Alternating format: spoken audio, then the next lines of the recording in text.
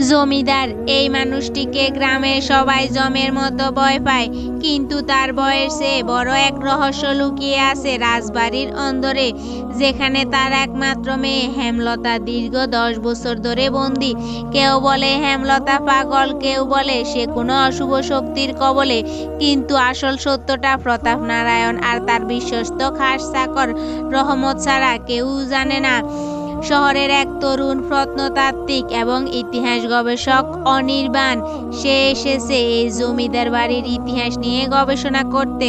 প্রতাপ নারায়ণ প্রথমে রাজি না হলেও অনির্বাণের জেদ আর তার পাণ্ডিত্যের কাছে হার মানলেন। তবে একটা শর্ত দিলেন, সূর্যাস্তের পর খবরদার দোতলার দক্ষিণ দিকের বারান্দায় যাবে না। অনির্বাণ রহস্যটা বুঝতে চাইল, কিন্তু জমিদারের চোখের দিকে তাকিয়ে আর প্রশ্ন করার সাহস পেল না।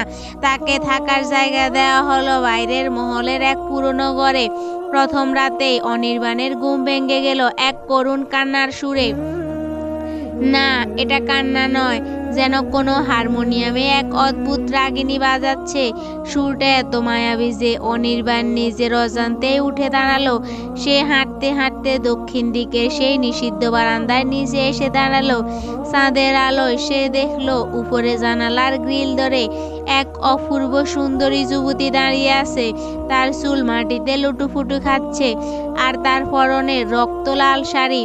মেয়েটির চোখে কোনো মায়া নেই, আছে এক গভীর শূন্যতা। হঠাৎ মেয়েটি অনির্বাণের দিকে তাকালো এবং হাতছানি দিয়ে ডাকলো। ঠিক সেই মুহূর্তে এক বিশাল ছায়া এসে মেয়েটিকে টেনে ভেতরে নিয়ে গেল এবং সশব্দে জানালা বন্ধ হয়ে গেল। পরদিন সকালে অনির্বাণ লাইব্রেরিতে পুরনো নথিপত্র ঘাঁটতে ঘাঁটতে একটি মলাঠহীন ডায়েরি পেল। ডায়েরিটি ছিল হেমলতার মার, প্রয়াত জমিদার গিন্নি সুলগ্না দেবীর। ডায়েরির পাতায় পাতায় এক অদ্ভুত আতঙ্কের ছাপ। এক জায়গায় লেখা ছিল, ও মানুষ নয়, রক্ত জবার ঝোপের নিচে যে প্রাচীন বেদিটা আছে সেখান থেকেই ও এসেছে। প্রতাপ ভুল করেছে, ওটাকে গড়ে এনে ও বংশের সর্বনাশ ডেকে এনেছে। আমার মেয়ে হেমলতা আর আমার কাছে নেই। লেখাটা পড়ে অনির্বাণের গায়ের লোম খাড়া হয়ে গেল। হেমলতা যদি হেমলতা না হয় তবে সে কে? আর রক্ত জবার সেই বেদির রহস্যই বা কি? রহস্য উদ্ঘাটনে মারিয়া হয়ে অনির্বাণ একদিন দুপুরে যখন জমিদার প্রতাপ নারায়ণ শিকারে বেরিয়েছেন, তখন চুপি চুপি অন্দরমহলে ঢুকলো।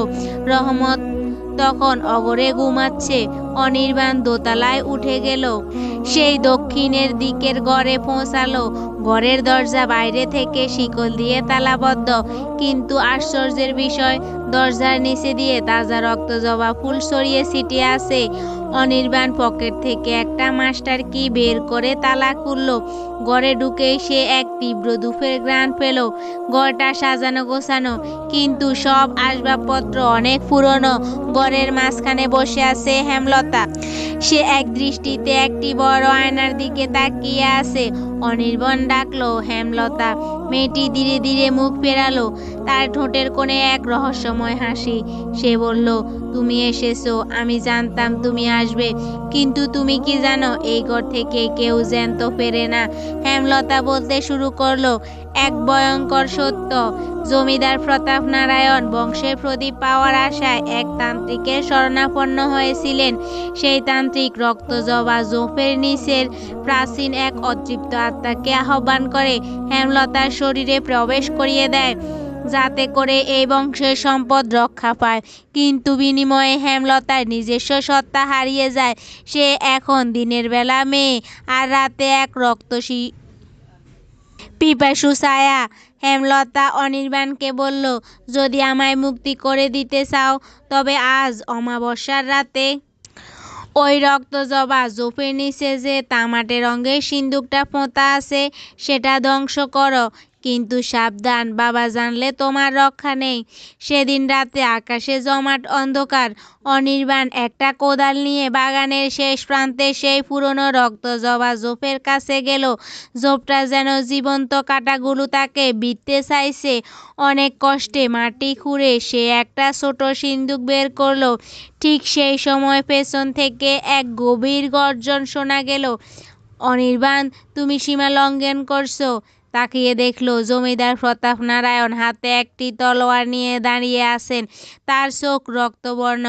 তিনি বললেন, হেমলতা আমার বংশের রক্ষা কবচ। ওর ভেতরের ওই শক্তি আমাকে এই ঐশ্বর্য দিয়েছে। তোমাকে আজ বলি দেব আমি। প্রতাপ নারায়ণ যখন তলোয়ার তুললেন ঠিক তখনই একটা বিকট চিৎকার করে বাগানবাড়ি থেকে হেমলতা ছুটে এলো। কিন্তু তার রূপ বদলে গেছে। তার শরীর থেকে এক কালো ধোঁয়া বের হচ্ছে।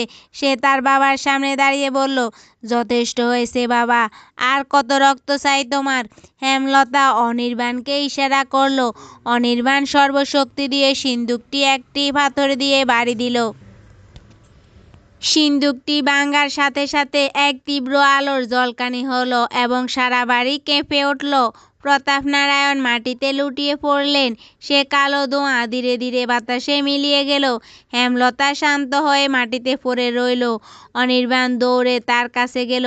হেমলতা চোখ মুলে তাকালো এবং তার চোখে আর সেই শূন্যতা নেই, আছে এক পরম শান্তি। সেই মৃদু স্বরে বলল, ধন্যবাদ। সকাল হওয়ার আগেই জমিদার প্রতাপ নারায়ণ হার্ট অ্যাটাক করে মারা গেলেন। গ্রামবাসী দেখল সেই বিশাল রক্তজবা ঝোপটি রাতারাতি শুকিয়ে কালো হয়ে গেছে। নীলকুঠির সেই জৌলুস আর নেই। অনির্বাণ হেমলতাকে উদ্ধার করে শহরে নিয়ে এলো। কিন্তু জমিদার বাড়ির সেই রহস্য আজও মানুষের মুখে মুখে ঘেরা। লোকে বলে, আজও অমাবস্যার রাতে কাল নাগিনী নদীর পাড়ে গেলে এই পুরনো রাজবাড়ির ধ্বংসাবশেষ থেকে এক সুমিষ্ট হারমোনিয়ামের সুর শোনা যায়। তবে সেটা আর ভয়ের নয়, সেটা মুক্তির সুর। হেমলতা এখন এক সাধারণ মেয়ে, কিন্তু তার হাতের তালুতে আজও একটা ছোট রক্তজবার মতো জন্মদাগ রয়ে গেছে, যা তাকে মনে করিয়ে দেয় সেই অন্ধকার অতীতের কথা। শহরে আসার পর অনির্বাণের ছোট ফ্ল্যাটে হেমলতার নতুন জীবন শুরু হলো। কিন্তু নীলকুঠির সেই অভিশপ্ত স্মৃতি তাকে সহজে মুক্তি দিচ্ছিল না। রাতের নিস্তব্ধতায় হেমলতা যখন জানালার দিকে তাকাতো, তার মনে হতো কাল নাগিনী নদীর সেই ভিজে মাটির ঘ্রাণ তাকে ডাকছে। শহরের যান্ত্রিক কোলাহলে সে নিজেকে মানিয়ে নিতে পারছিল না। অনির্বাণ লক্ষ্য করলো হেমলতা আগের চেয়ে অনেক বেশি শান্ত হয়ে গেছে। কিন্তু মাঝে মাঝে সে আনমনা হয়ে অদ্ভুত সব ছবি আঁকতে শুরু করে। সব ছবিতে একই বিষয়, একটি প্রাচীন বটগাছ আর তার নিচে একটি ভাঙা মন্দির। একদিন অনির্বাণ তার নিজের পুরনো বাড়ির ট্রাঙ্ক হাত ছড়াতে গিয়ে একটি জীর্ণ চিঠি খুঁজে পেল। চিঠিতে তার দাদুর হাতের লেখা। সেখানে লেখা ছিল, নীলকুঠির অভিশাপ কেবল একতরফা ছিল না। জমিদার প্রতাপ নারায়ণের পূর্বপুরুষরা এক সাধারণ শিল্পীর ওপর নির্মম অত্যাচার চালিয়েছে। সেই শিল্পীর কান্না মিশে আছে ওই ভিটে। অনির্বাণ চমকে উঠল। সে বুঝতে পারল তার নিজের রক্তেও কোনো এক পুরনো ঋণের বোঝা বইছে। সম্ভবত সেই কারণেই তার অবচেতনভাবে নীলকুঠির দিকে আকৃষ্ট হয়েছিল। একমাত্র তার কারণেই হেমলতা মুক্তি পেয়েছে। শহরে থাকার মাস কয়েক পর এক বৃষ্টির রাতে হেমলতা হঠাৎ হারমোনিয়ামে সেই পুরনো সুরটি তোলা শুরু করলো। তবে এবার সুরটি ছিল কান্নার নয়, যেন এক গম্ভীর প্রাপ্তির। সুরের মূর্ছনায় অনির্বাণ আবিষ্ট হয়ে পড়ল। হেমলতা ধীরে ধীরে তার কাছে এসে দাঁড়ালো। তার চোখে তখন জল, কিন্তু ঠোঁটে এক স্বর্গীয় হাসি। সে বলল, অনির্বাণ, সিন্দুক ভেঙেছ ঠিকই, কিন্তু আত্মার মুক্তি কেবল ক্ষমাতেই হয়। আমাকে একবার শেষবারের মতো কাল নাগিনী নদীর তীরে নিয়ে চলো।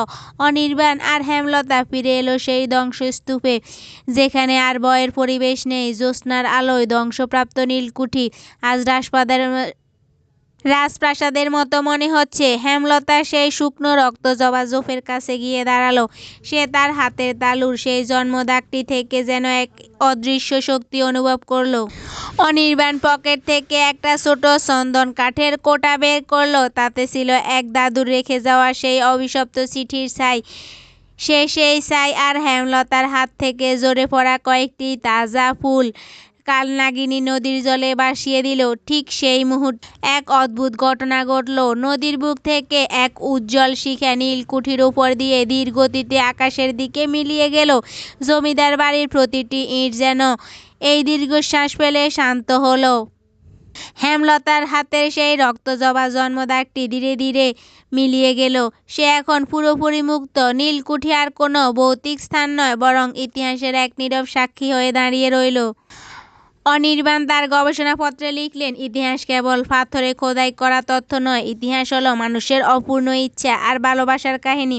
নীলকুঠির দেয়াল এখন আর দীর্ঘশ্বাস ফেলে না, বরং ফিসফিস করে বলে, অন্ধকারের পরে চিরন্তন আলোর উদয় হয়। বহু বছর পর কাল নাগিনী নদীর পাড়ে এখন পর্যটকরা আসে।